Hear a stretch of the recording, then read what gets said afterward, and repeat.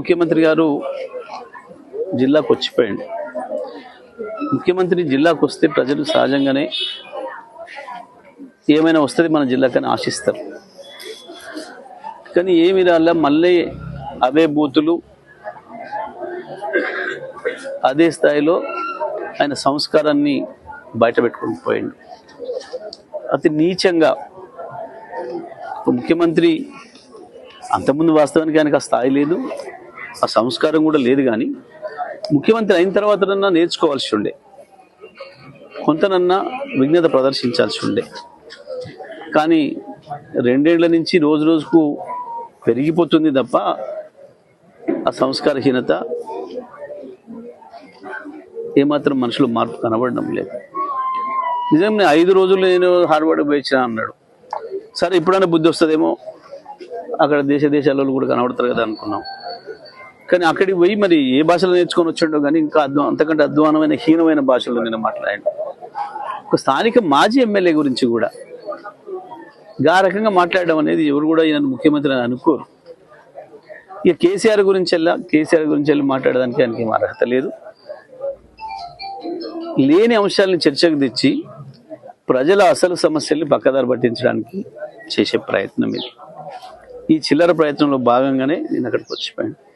వాస్తవానికి ఒకవైపు ఎన్నికలు జరుగుతున్నప్పుడు ఆయన ఎన్నికల ప్రచారాలు కాకుండా శంకుస్థాపనలు పెట్టుకోవడమే ఒక అనైతికమైన విషయం, అది రాజ్యాంగ వ్యతిరేకమైన విషయం. అయినప్పటికీ కూడా వచ్చి ఆ చిల్లరతనాన్ని బయట పెట్టుకొని జిల్లాకి ఏమి ఇచ్చింది లేదు, విషయం కక్కడం తప్ప. ప్రజలందరూ కూడా ఆలోచిస్తున్నారు. ఇవాళ నిన్న ఆయన మిరా కూడా వచ్చిపోయిన తర్వాత మాకు ఇంకా గెలుపు అవకాశాలు పెరిగినాయి. మిర్యాలగూడతో పాటు జిల్లాలో అన్ని మున్సిపాలిటీల్లో కూడా మా గెలుపు అవకాశాలు పెరిగినాయి. ముఖ్యమంత్రి ఇట్లనే ఇంకా 4 చోట్ల ఇట్లనే మాట్లాడొస్తే తప్పకుండా ప్రజలు చీకొట్టడం ఖాయం. రాష్ట్ర మంత్రులు కూడా బీఆర్ఎస్ పార్టీకి పట్టం కట్టడం ఖాయం. ముఖ్యమంత్రి గారు జిల్లాకు వచ్చిపోయింది. ముఖ్యమంత్రి జిల్లాకు వస్తే ప్రజలు సహజంగానే ఏమైనా వస్తుంది మన జిల్లాకని ఆశిస్తారు. కానీ ఏమి రాలా, మళ్ళీ అవే బూతులు, అదే స్థాయిలో ఆయన సంస్కారాన్ని బయట పెట్టుకుని పోయిండు. అతి నీచంగా ముఖ్యమంత్రి అంతకుముందు వాస్తవానికి ఆయనకు ఆ స్థాయి లేదు, ఆ సంస్కారం కూడా లేదు. కానీ ముఖ్యమంత్రి అయిన తర్వాతనన్నా నేర్చుకోవాల్సి ఉండే, కొంతనన్నా విజ్ఞత ప్రదర్శించాల్సి ఉండే.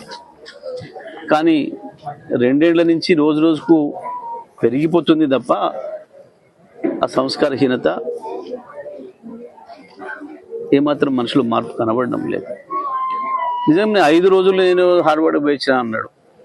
సరే, ఇప్పుడైనా బుద్ధి వస్తుందేమో, అక్కడ దేశాలలో కూడా కనబడతారు కదా అనుకున్నాం. కానీ అక్కడికి పోయి మరి ఏ భాషలో నేర్చుకొని వచ్చిండో కానీ ఇంకా అంతకంటే అధ్వానమైన హీనమైన భాషలో నేను మాట్లాడాను. ఒక స్థానిక మాజీ ఎమ్మెల్యే గురించి కూడా ఆ రకంగా మాట్లాడడం అనేది ఎవరు కూడా ఈయన ముఖ్యమంత్రి అని అనుకోరు. ఇక కేసీఆర్ గురించి వెళ్ళి మాట్లాడడానికి ఆయనకి ఏం అర్హత లేదు. లేని అంశాలను చర్చకు తెచ్చి ప్రజల అసలు సమస్యల్ని పక్కదారి పట్టించడానికి చేసే ప్రయత్నం ఇది. ఈ చిల్లర ప్రయత్నంలో భాగంగానే నేను అక్కడికి వచ్చిపోయాను. వాస్తవానికి ఒకవైపు ఎన్నికలు జరుగుతున్నప్పుడు ఆయన ఎన్నికల ప్రచారాలు కాకుండా శంకుస్థాపనలు పెట్టుకోవడమే ఒక అనైతికమైన విషయం, అది రాజ్యాంగ వ్యతిరేకమైన విషయం. అయినప్పటికీ కూడా వచ్చి ఆ చిల్లరతనాన్ని బయట పెట్టుకొని జిల్లాకి ఏమి ఇచ్చింది లేదు, విషయం కక్కడం తప్ప. ప్రజలందరూ కూడా ఆలోచిస్తున్నారు. ఇవాళ నిన్న ఆయన మిరా కూడా వచ్చిపోయిన తర్వాత మాకు ఇంకా గెలుపు అవకాశాలు పెరిగినాయి.